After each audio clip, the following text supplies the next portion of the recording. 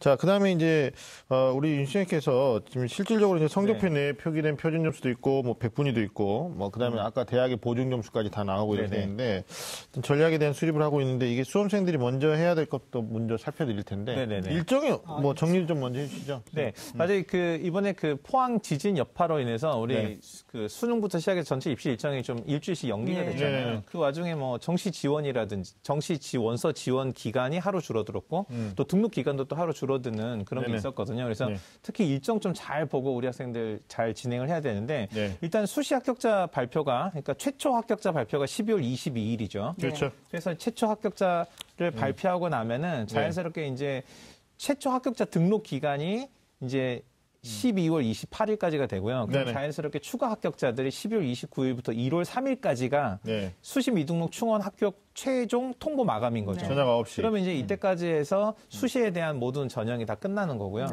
그래서 이제 우리 친구들이 보통 이제 최종 합격 통보가 1월 3일이니까 추가 합격 발표라는 12월 29일에서 1월 3일까지는 항상 그 통신사항의 대기 상태를 유지를 해야 되고 그다음에 당장 뭐 예치금 확보를 해가지고 일단은 선점하는 거 자신이 이제 획득한 그렇게 선점하는 것도 중요하고요. 등록 마감 또 1월 4일이잖아요. 이때까지 이런 게 중요한 것 같아요. 날짜를 놓치지 않는 거.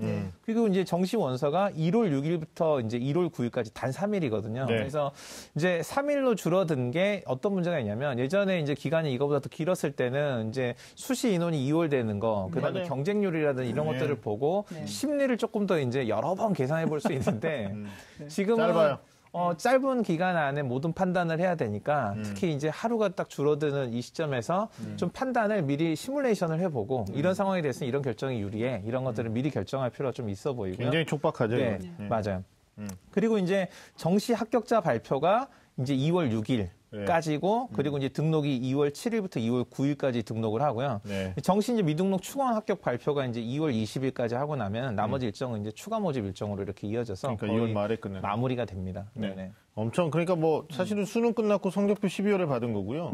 입시는 이제 정시는 1, 2월을 통해서 총체적으로 쭉 가야 되는 거니까 뭐 성급하게 해외여행을 계획하셨던 분들은 지금 국내에 남아서 기도를 많이 해야 되는 거죠.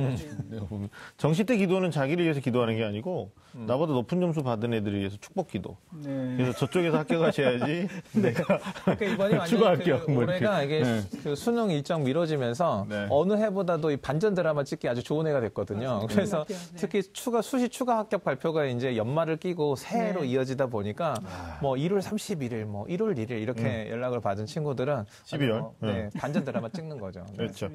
맞네요. 이게 특히 9시까지 연락을 충원 합격, 소위 말하는 추가 합격 통보를 받잖아요. 근데 막 8시 이후에 막 두 군데서 전화 받는 친구들이 있어요. 막. 그래가지고 둘 중에 하나를 초이스해야 되고. 전화 오죠. 선생님한테 여쭤보려고. 문자 와요. 저희 전화하지 말고 문자라고 그러면 선생님 둘 중에 어디 가야 돼요? 이렇게. 그럼 바로 답변해 줘야 돼요. 맞아요.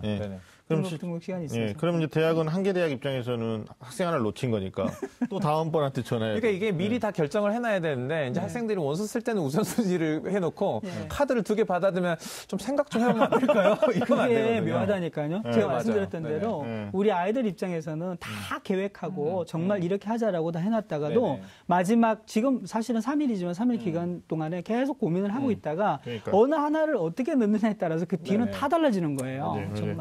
정말 계획한 대로 되지 않는 게 또 지원이다 이렇게 볼 수도 있습니다. 알겠습니다. 하여튼 22일 금요일까지 또 수시 합격자 최초죠. 최초 합격자 발표되니까 뭐 이게 정시 전략이 좀 달라질 텐데 일단 수능 성적표 받고 해야 할 일에 대해서 좀 본격적인 이야기 나눠보겠습니다. 이게 주요 대학의 정시 합격선부터 좀 얘기가 돼야 될 것 같은데 뭐 배치표 참고하면 좀 도움이 되느냐 안 되느냐 물어보는 학부모님도 되게 많으세요. 근데 일단 이추쌤 이 배치표가 국어하고 수학하고 탐구. 국수탐. 이게 표준 점수죠. 그렇습니다. 단순한 표준 점수로 계산된 거고 이제 실제로 만점이라는 기준은 없는데 뭐 국어 200, 수학 200, 그다음에 탐구 200에서 600점 기준에서라고 이제 어머니들이 알고 계시고 거기에서 300 몇 점이 어디 가느냐 뭐 이런 논리인데 이게 주요 대학의 합격선이 어느 정도 될 것이냐 뭐 이렇게 뭐 아까도 문자로 받아보시는 학부모님들이 있다고 그랬는데 이 부분은 좀 소장님 좀 얘기를 해주시면 좋을 것 같은데. 지금 그 배치표상으로 보니까요. 대략 인문 계열 뭐 이게 사실은 저스타되기보다는 그냥 대략 이제 어바우트 정도로 생각하시면 좋을 것 같아요. 그렇죠.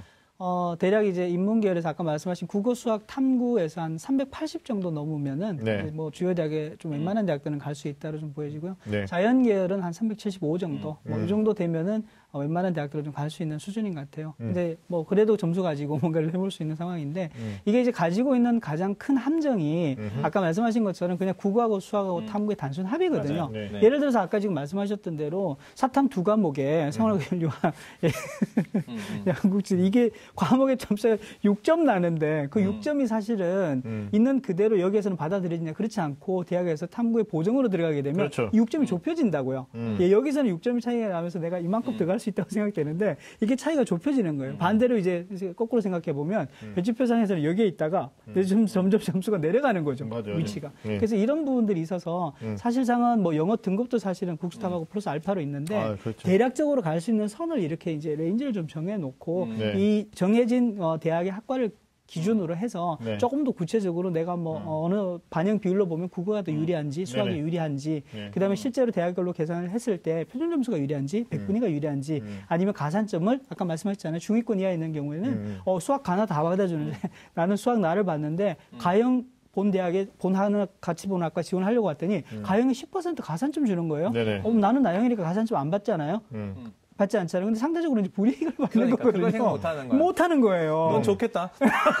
배치표상에 그런 거 전혀 안 나타나거든요. 안 나타나죠. 예. 그래서 네. 이런 함정들이 좀 있어서 표에서는 어느 정도 이제 레인지 정도만 범위를 보고 그렇죠. 그 범위를 이제 정밀하게 좀 아까 말씀하신 대로 합격 예측이나 그러니까 수능 성적표 딱 나오고 나서 다음 날 바로 이제 뭐 언론에서도 네. 뭐 최상위권 대학 뭐 의예과 포함해가지고 네. 뭐 한 그 국수탐 그 표준 점수 합으로 해가지고 뭐 395점 그 뭐 395점 이상 뭐 한 98점 막 이렇게 예상을 얘기를 했거든요. 그러다 보니까 이제 이철 선생님 처음 말씀해 주신 것처럼 이렇게 단순 합산 점수 보고 단순 합산 이렇게 해서 보고 됐어 이렇게 하고 천만의 말씀. 네 맞아요. 그리고 과목별 반영 비율이나 그다음에 탐구 보정. 그러니까 이게 정보가 최초 판단을 할 때 주어진 정보가 있고 시간이 지나면서 추가로 주어진 정보들이 있는데 이걸 계산을 하지 않으면 나중에 이제 잘못된 판단을 하는 거죠. 그러니까 기준을 잡아놓고 그 기준에서 내가 얼마만큼 유리한지 불리한지를 조금 더 치밀하게, 정밀하게, 뭐 다른 표현일지 모르지만 좀 과학적으로 계산을 해보는 방식들이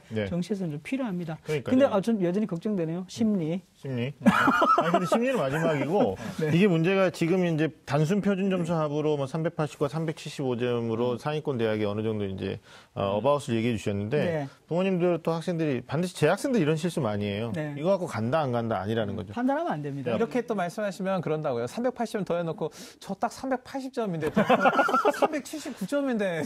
그러니까 그 1점 가지고 뭐, 차이 없습니다. 안 됩니다. 맞아요. 그러니까 반영 비율 다르고요. 일단 국어 반영 비율, 수학 반영 비율, 탐구 반영 비율, 그다음에 탐구에 대한 반영 방식, 표준 점수를 그대로 쓰느냐 안 쓰느냐. 이번에 생명과학하고 지구과학도 표준 점수 만점 1등급에서도 벌써 차이가 3점 차이가 나거든요.